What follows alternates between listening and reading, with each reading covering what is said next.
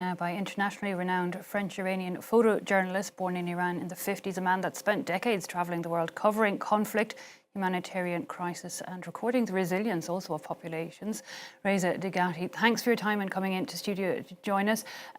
We see a young woman at the very start of that report, and it's her story that you used to write an open letter to the French president calling on him for action. Can you tell us what do you expect from France in this situation?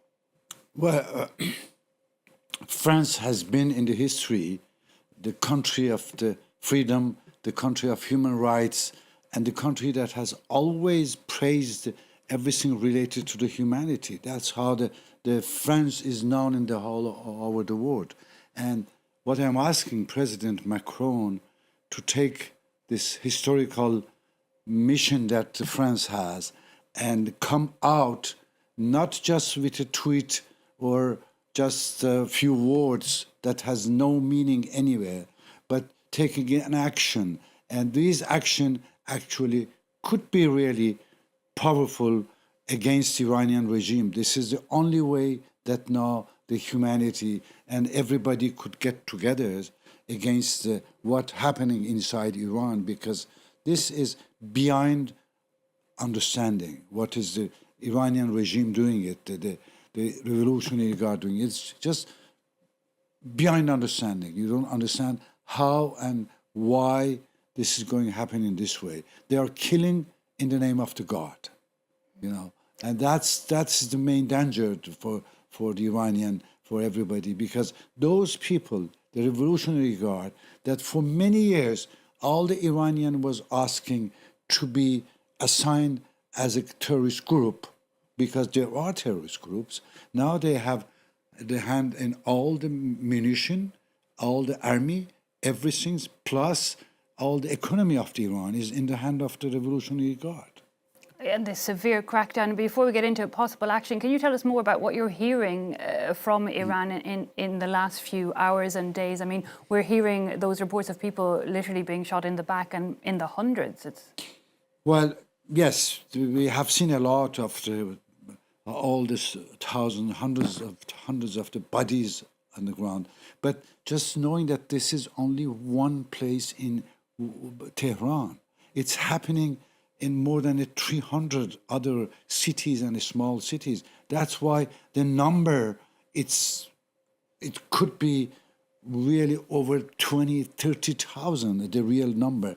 The latest thing which I heard happened last night in the hospital in Karaj is that the Revolutionary Guard stormed the hospital, and there were people that wounded on the bed, waiting for, and they all killed them by gun on the head. This has happened in the Karaj hospital just last night. That this is all latest information which I have, and they were doing it in many other hospitals as I heard about it.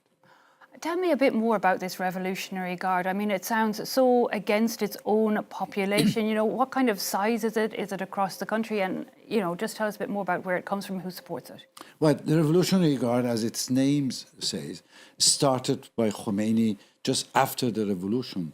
The young people that they were brought in, just, to hold the revolution. But now they have become the biggest military community, the biggest army in the whole region, and they are the one that started creating the Hezbollah in Lebanon. They are the one that started creating the Shia militia, Hashd al-Sha'bi in Iraq, in Yemen, in Syria. So it is the branches of this big octopus, of this snake, which is in Iran, which is Khamenei. And this is the real power of the Khamenei, the guy. It's coming from the Revolutionary Guard.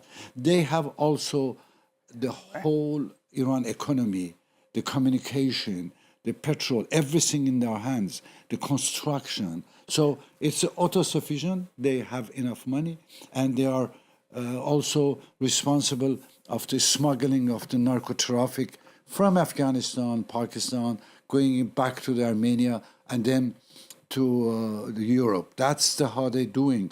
Mm-hmm. So the power is Entire. the most important things. And that's what the Iranian was asking. Please cut their arms. Please put them on a terrorist And organization. they're still asking for, despite the absolutely deadly protests, it sounds like Iranians are willing to put their lives literally on the line in a bid for change. Tell us a bit the living conditions that have led to this movement that, you know, defies all acts of bravery.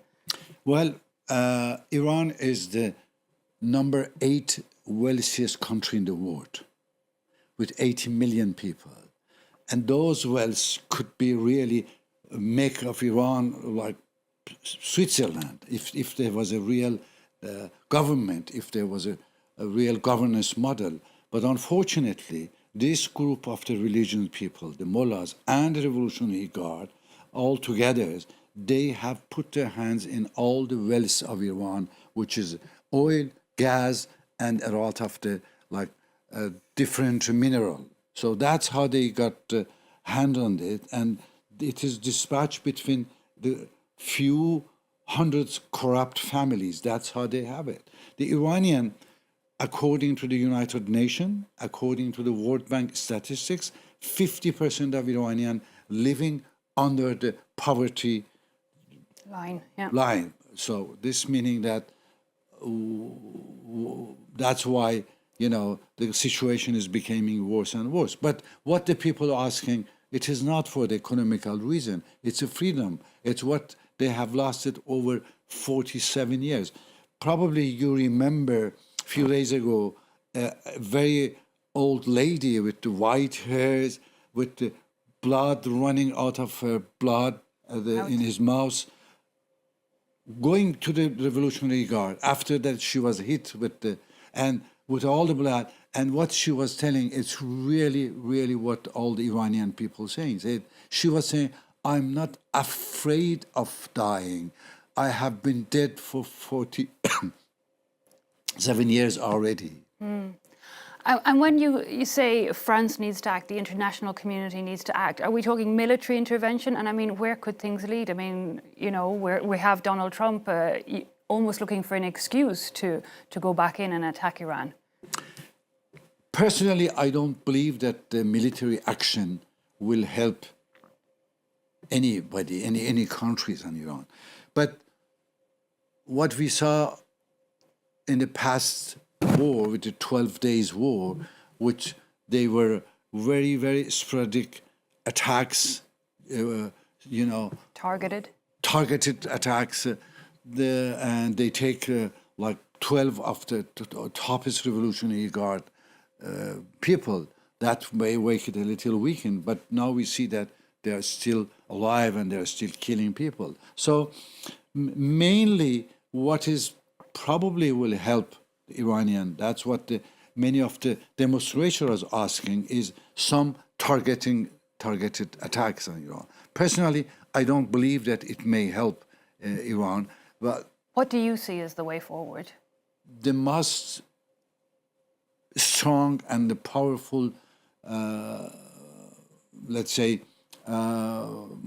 freezing the assets of the sanctions and really, because even there have been sanctions, but still they are selling the oil everywhere. Still they are getting money. Even many of the countries, they were being giving the money. Like we have seen the last times the Biden and or even Obama has paid a lot of money to the Revolutionary Guard. That's why I believe that, first of all, the U.S. and European government, they have to come together to take action against this Revolutionary Guard. Yeah, this is cut the financing and cut it out at everything's at the root. possible. And for Iran in the future, I mean, you know, the system has been in place for almost 50 years. Are there opposition figures? Is there ready to take over? Do you see anybody as being able to take on the role? Definitely. The opposition, the real opposition, it is inside Iran. They are in prison. They are men and women of the courage that they have been fighting this regime from inside, and they are now in prison. Many of them, some of them are killed We are even afraid that they will kill the one in the prison. As you saw, they started hanging people again and executing. Today, I hope that they will not do it. But anyway, so the real opposition is inside Iran, and they are mainly in prison now. The opposition outside, unfortunately, because Islamic Republic, they have been playing an important role of infiltrating a lot of different opposition roles. So none of those opposition group in outside, they are really reliable. None of them are reliable because many of them, they are already been infiltrated by the pro-Islamic regime people, even if they call them opposition, but we know that they are working or they're a spy of the government. And as a man, Reza, who's, covered conflict for many, many decades, that gives your eye maybe a different vision of what we're seeing here in Iran today. Is the world getting worse? There are cycles in the human life and in the history that if we just look in this moment which we are, we may think that the world is getting worse or it is in the highest, best moment, but we are in the cycle. So yes, when I see those pictures, I feel it because I have seen in reality many of the other wars, the same things, the same bodies inside these bags, people crying, people losing home, people losing life. I have seen them. I lived them over 45 years in many places in the world. So when I see them, it brings me back all the memories. I know what's going on. But in the meantime, I am very optimistic for the future of humanity because I believe that this is the moment in the history, and we are passing through it. Iran, I can see Iran in the future, not in the 1 or 2 years. I know that there will be chaos, but 2,500 years of the history, you cannot change it in 3 years or 50 years even. So, but we are going in a very nice way. The Iranian, they were able in 47 years ago to cut one of the pillars of the tyranny, of the despotism, and now this is the second one. So when it's finished, I believe that Iran will be a totally different countries. And by Iran being totally different countries, the whole Middle East, the whole Gulf countries, Persian Gulf countries, they will be better places.